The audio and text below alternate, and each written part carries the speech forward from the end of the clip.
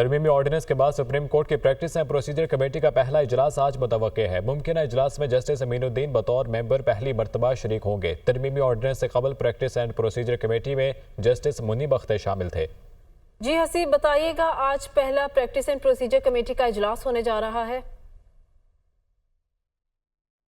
जी ये तरमीमी ऑर्डिनेंस के बाद जो कि प्रैक्टिस एंड प्रोसीजर तरमीमी ऑर्डिनेंस था, उसके बाद आज पहला इजलास मुतवक्के है, जिसके अंदर चीफ जस्टिस काजी फायज़ ईसा के अलावा जस्टिस मंसूर अली शाह और जस्टिस अमीनुद्दीन बतौर मेंबर आज पहली मरतबा जो है प्रैक्टिस एंड प्रोसीजर कमेटी के इजलास के अंदर बतौर मेंबर आज शरीक होंगे। ओवरऑल अगर एजेंडे के हवाले से बात की जाए तो आज का जो मुमकिन इजलास है जो कि प्रैक्टिस एंड प्रोसीजर कमेटी का है, उसके अंदर 63A की जो नज़रसानी की दरख्वास्तें हैं वो भी एजेंडे के ऊपर ज़राए का ये कहना है कि शामिल है, और इसी तरह ऑडियो लीक्स से मुतालिक जो दरख्वास्तें हैं वो भी एजेंडे का हिस्सा होंगी ज़राए के मुताबिक। तो आज ये पहला इजलास होने जा रहा है तरमीमी ऑर्डिनेंस के बाद, और जो कि जस्टिस अमीनुद्दीन जो हैं वो इस कमेटी का आज पहले दफ़ा जो है बतौर मेंबर जो है इजलास में शिरकत करेंगे। इससे कबल जो है जो 3 रुकनी कमेटी थी, जजेस कमेटी थी, उसके अंदर जस्टिस मुनीब अख्तर जो थे वो इसका हिस्सा थे, क्योंकि चीफ जस्टिस के अलावा दीगर जो 2 सीनियर जजेस होते थे वो इस कमेटी का हिस्सा होते थे। तरमीमी ऑर्डिनेंस के बाद जो है चीफ जस्टिस के बाद सीनियर प्यूनी जज जो हैं वो इस कमेटी का हिस्सा होंगे। अपडेट कर रहे थे, बहुत शुक्रिया। मखसूस नशिस्तों से मुतालिक सुप्रीम कोर्ट की वजाहत। इलेक्शन कमीशन की मुशावरत आज भी जारी रहेगी। इलेक्शन कमीशन आईनी माहिरीन से मुशावरत करेगा। इलेक्शन कमीशन कौमी और 4 सूबाई असम्बलियों के स्पीकर्स के खतूत का भी जायजा लेगा। वकार सैयद हमारे साथ मौजूद हैं, मजीद तफसीलात से आगाह करेंगे। जी वकार।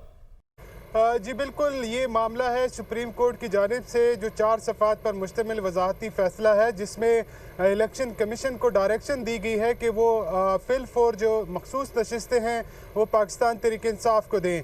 ताहम इलेक्शन कमीशन ने गुज़िश्ता हफ्ते पूरे जो है वो मुशावरत का अमल जारी रखा, जिसके बाद जो इलेक्शन कमीशन के ज़राए हैं वो ये बता रहे हैं कि आज भी ये अमल जो है वो जारी रहेगा, जिसमें आइनी माहिरीन से राय ली जाएगी। जबकि इसमें जो कौमी assembly, Punjab assembly, Sindh assembly और इसके अलावा खैबर पख्तूनख्वा असम्बली के स्पीकर के जो खतूत है उसका भी जो है वो जायज़ा लिया जाएगा। अब तक की जो ब्रीफिंग है उसके मुताबिक तो बज़ाहिर यूँ लग रहा है कि इलेक्शन कमीशन को आइनी माहिरीन ने भी ये मशवरा दिया जो स्पीकर कौमी असम्बली की जानिब से दिया गया कि जो गुज़िश्ता माह एक तरमीमी एक्ट जो है वो पास किया गया, जिसमें जो मखसूस नशिस्तें हैं वो किसी भी ऐसी सियासी जमात को ना दी जाएँ जिसने पहले ही यानी पेशगी जो है वो फहरिस्तें जमा ना कराई गई हों। इस तरह इलेक्शन कमीशन की जानिब से अब इम्कान ज़ाहिर किया जा रहा है कि 1-2 रोज़ में बाकायदा तौर पर हतमी फ़ैसला कर लिया जाएगा। ताम ये मुशावरती अमल जो है वो ख़त्मी मराहिल में दाखिल हो चुका है, और इसमें जो स्पीकर के कौमी असम्बली हैं, पंजाब असम्बली और सिंध असम्बली, उनके खतूत का एक तरफा, जबकि खैबर पख्तूनख्वा असम्बली के जो स्पीकर हैं उनके ख़त का अलग से जायज़ा लिया जाएगा। जी ठीक है, बहुत शुक्रिया वकार सैयद। तहरीक इंसाफ की कोर कमेटी का इजलास आज 4 बजे होगा। बैरिस्टर गौहर और सलमान अकरम राजा सदारत करेंगे। मुल्क की सियासी सूरत हाल, मुजव्विज़ आइनी तरामीम और बानी पीटीआई के केसेस पर मुशावरत की जाएगी। इजलास में लाहौर के बाद पंजाब के दीगर शहरों में जलसों से मुतालिक प्लान बनाया जाएगा। इलेक्शन कमीशन के सुप्रीम कोर्ट के फैसले पर अमल दरामद न करने के हवाले से भी हिकमत अमली बनाई जाएगी। तहरीक इंसाफ की कोर कमेटी का इजलास आज 4 बजे होगा। बैरिस्टर गौहर और सलमान अकरम राजा सदारत करेंगे। मुल्क की सियासी सूरत हाल, मुजव्विज़ा आइनी तरामीम और बानी पीटीआई के केसेस पर मुशावरत की जाएगी। इजलास में लाहौर के बाद पंजाब के दीगर शहरों में जुलूस से मुतालिक प्लान बनाया जाएगा। इलेक्शन कमीशन के सुप्रीम कोर्ट के फैसले पर अमल दरामद न करने के हवाले से भी हिकमत अमली बनाई जाएगी।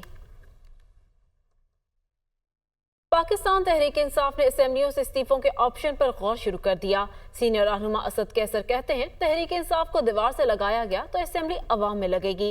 कोर कमेटी के इजलास में अहम फैसले होंगे और मौलाना को भी एतमाद मिलेंगे।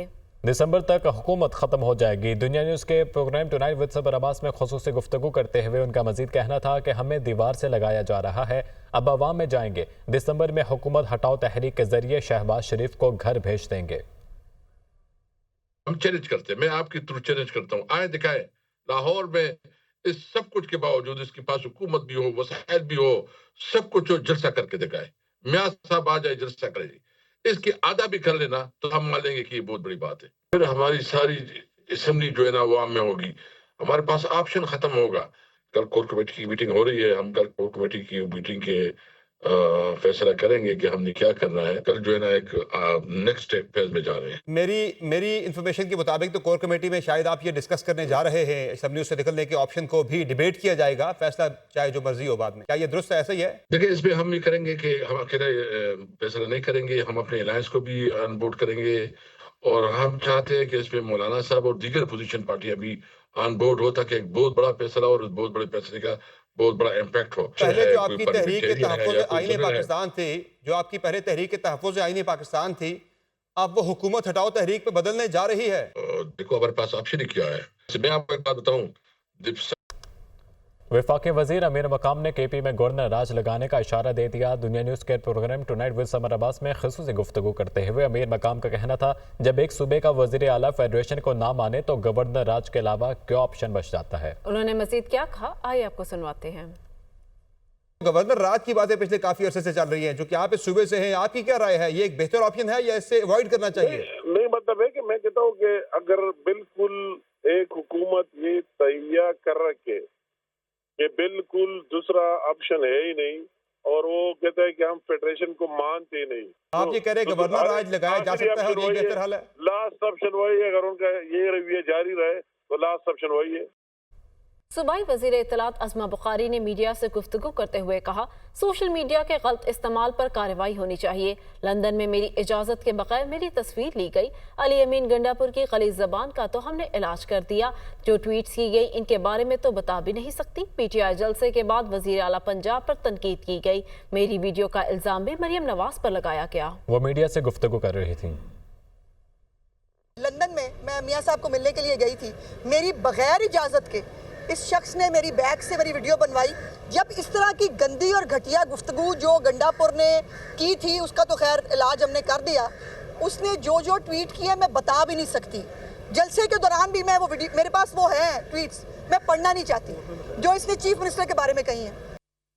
लाहौर हाई कोर्ट ने प्रैक्टिस एंड प्रोसीजर ऑर्डिनेंस के खिलाफ दरख्वास्त पर रजिस्ट्रार ऑफिस का एतराज़ का रद्द करार दे दिया। जस्टिस फैसल जमान खान ने दरख्वास्त को समाअत के लिए मुकर्रर करने का हुक्म दे दिया।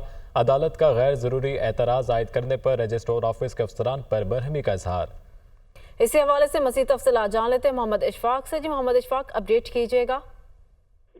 जी बिल्कुल, लाहौर हाई कोर्ट के जस्टिस फैसल जमान खान ने प्रैक्टिस एंड प्रोसीजर ऑर्डिनेंस के खिलाफ रजिस्ट्रार ऑफिस का एतराज कलअदम करार देकर मरकजी दरख्वास्त को समाअत के लिए मुकर्रर करने का हुक्म दे दिया। जस्टिस फैसल जमान खान ने ये रिमार्क दिए कि गैर जरूरी एतराज रजिस्ट्रार ऑफिस की जानिब से क्यों लगाया गया है। वफाकी हुकूमत ने एक ऑर्डिनेंस जारी किया है, ये तो कहीं भी चैलेंज हो सकता है।